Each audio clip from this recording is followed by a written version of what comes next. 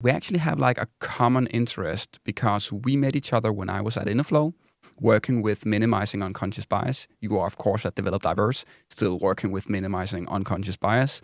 But I want to know why here, why Develop Diverse? You are, as I know, you're a hardcore businesswoman. You could have gone in many directions with your career.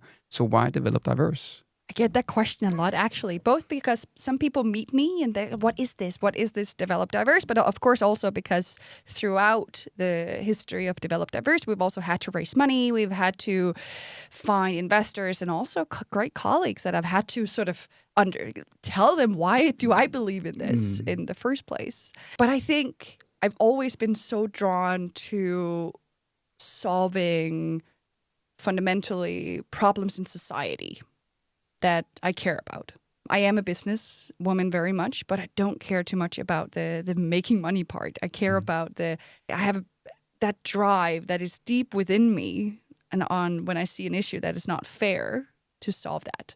I have a background from Copenhagen Business School within organizational communication, and very much into, how do we make workplaces work in terms of communication, because you can't see that as something that is separated from culture or operations or business for that matter. It's part of it, right?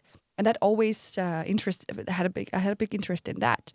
So going afterwards into startup, that actually happened a little bit on by coincidence that I went to the startup world. I came from the charities, working both in Red Cross and Danish Refugee Council, because I really had that drive to solve societal problems. But I was also way too impatient to work in these organizations. I couldn't find my space because I wanted to move faster.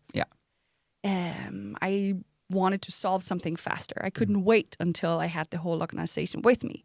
So going into the startup world, I really found a place where I could move fast, I could execute, and going into human behavior research in the beginning to understand how do we actually react to different things as humans, also within organizations, but also in different aspects, and moving into another startup after that on employee engagement.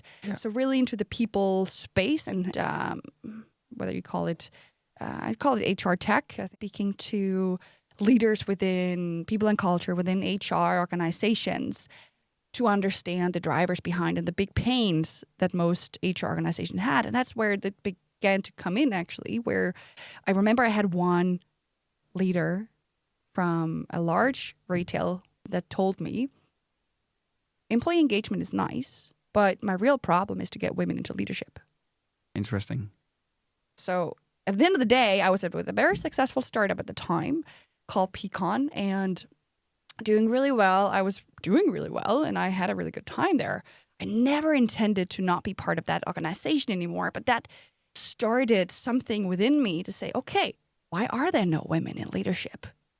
Looking around, also in my own organization and around the other organizations, and started reading about this.